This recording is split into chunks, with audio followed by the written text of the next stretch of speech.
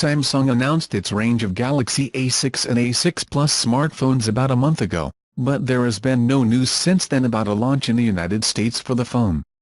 Now, SamMobile has confirmed that Sprint will launch the Galaxy A6 in the United States.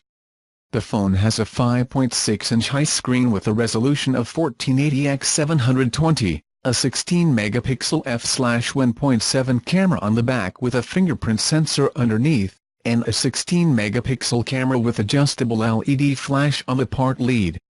Inside, there is a 3000 mAh battery and a 1.6 GHz quad-core processor with up to 4 GB of RAM and 64 GB of storage.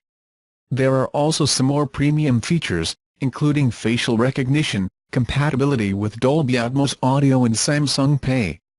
The Galaxy A6 and A6 Plus are already on sale in Europe for $299, $350 and $369, $433, respectively. Color options include black, gold and lavender.